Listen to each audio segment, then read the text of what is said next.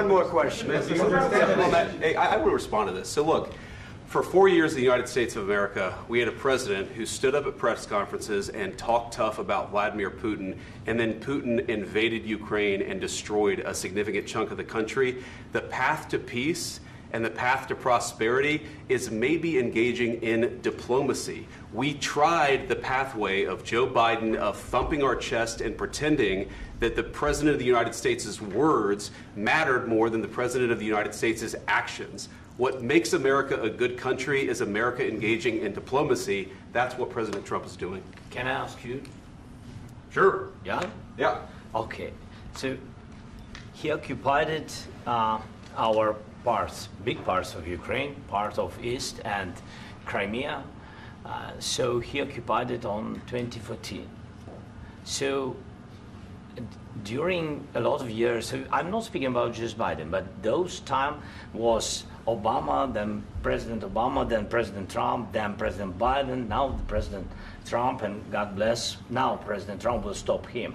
But during 2014, nobody stopped him. He just occupied and took. He killed people. You know what the contact line? 2015. 2014 2014. and 2015. 2014. Yeah. So I was not here. Yeah, but that's exactly right. Yes, but during 2014 till 2022, yeah, the situation the same. The people have been dying on the contact line. Nobody stopped him. You know that we had conversations with him, a lot of conversation, my bilateral conversation, and we signed with him, me, like a new president. In 2019, I signed with him the deal. I signed with him, Macron and Merkel, we signed ceasefire. Ceasefire. All of them told me that he will never go. We signed him with gas contract. Gas contract. Yes, but after that, he broken this ceasefire. He killed our people and he didn't exchange prisoners. We signed the exchange of prisoners, but he didn't do it. What kind of diplomacy, JD, you are speaking about? What do you mean? I'm talking about the kind of diplomacy that's going to end the destruction of your country. Yes, but if you Mr. President, with respect, I think it's disrespectful for you to come into the Oval Office and try to litigate this in front of the American media. Right now, you guys are going around and forcing conscripts to the front lines because you have manpower problems. You should be thanking the President for trying to bring an end to this conflict. Have you ever been to Ukraine that you say what problems we have?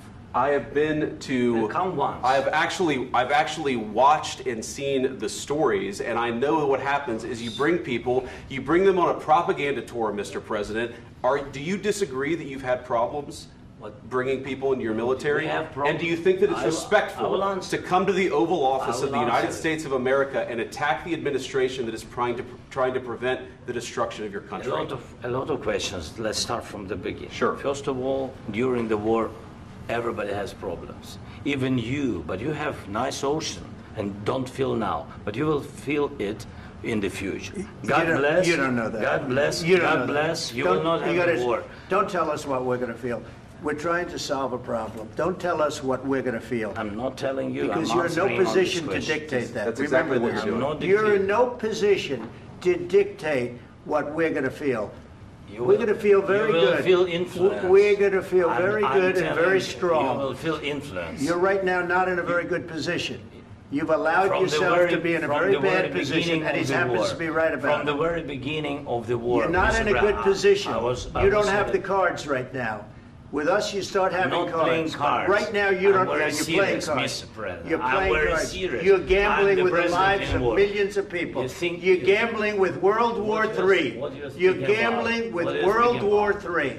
And what you're doing is very disrespectful to the country, this country. That's back to you. Far more than a lot of people said they should have. Have you said thank you once? This entire meeting? No, in this entire meeting, have you said thank you? You went to Pennsylvania and campaigned for the opposition in October. Offer some words of appreciation for the United States of America and the president who's trying to save your country.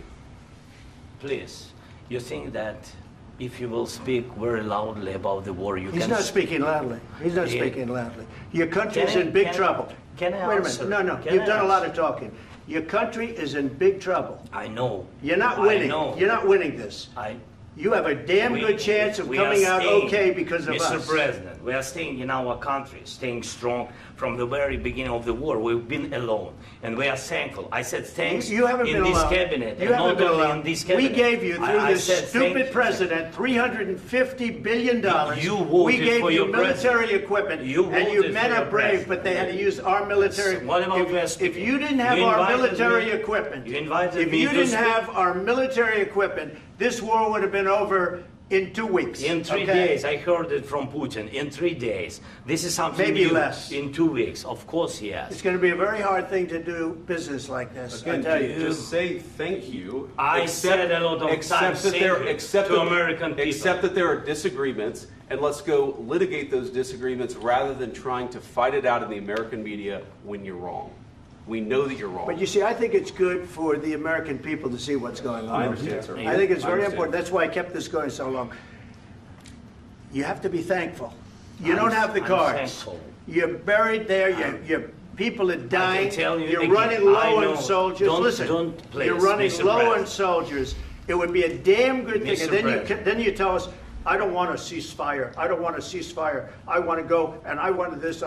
Look, if you could get a ceasefire right now, I tell you, you take it so the bullets stop flying and your men stop getting killed. Of course, we want to stop the war. But you're I saying said- you don't want a ceasefire. But I said to you, I want a ceasefire. with guarantees. Because you'll get a ceasefire faster than an agreement. Ask our people about ceasefire, what they think. That wasn't doesn't with matter me. for you what- that what wasn't this with me. means. It That was with wasn't with you. a guy named Biden, who was not a smart person. This That is was your, with, this that is was with your Obama. president. It was your president. Excuse me. That was with Obama, who gave you sheets, and I gave you javelins. Yes. I gave you the javelins to take out all those tanks. Obama gave you sheets. In fact, the statement is Obama gave sheets and Trump gave javelins. You got to be more thankful, because let me tell you, you don't have the cards. With us, you have the cards. But without us, you don't have any cards. One more question to Mr. Vice President. I'm sorry. It's going to be a tough deal to make, Um, because the attitudes have to change. what if Russia breaks ceasefire? What if Russia breaks peace talks? What do you do then? I understand that it's a heated conversation right now. What are you but saying? what She's if asking, what if Russia breaks the ceasefire? What if anything? What if a bomb drops on your head right now? But they have Okay? broken ceasefire What if they broke it? many I don't know. They broke it with Biden, because Biden, they didn't respect him. They didn't respect Obama. They respect me. But what Let me tell you, Putin went through a hell of a lot with me. He went through a phony witch hunt where they used him and Russia. Russia. You ever hear of that deal? That was a phony Hunter Biden, Joe Biden scam. Hillary Clinton, Shifty Adam Schiff. It was a Democrat scam. And he had to go through that. And he did go through it. We didn't end up in a war. And he went through it. He was accused of all that stuff. He had nothing to do with it. It came out of Hunter Biden's bathroom. It came out of Hunter Biden's bedroom. It was disgusting.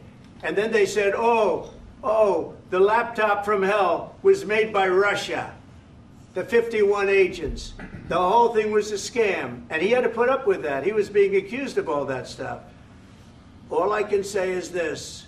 He might have broken deals with Obama and Bush, and he might have broken them with Biden. He did, maybe. Maybe he didn't. I don't know what happened. But he didn't break them with me. He wants to make a deal. I don't know if you can make a deal. The problem is, I've empowered you to be a tough guy.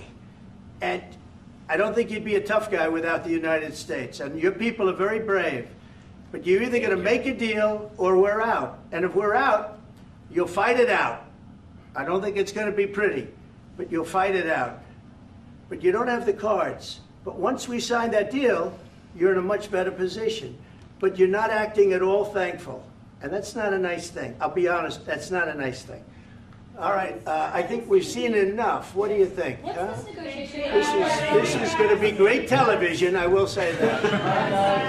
All right. We'll see what we can do about putting it together. Thanks. And I need the back of this. Negotiate, given that. We'll see. I don't know.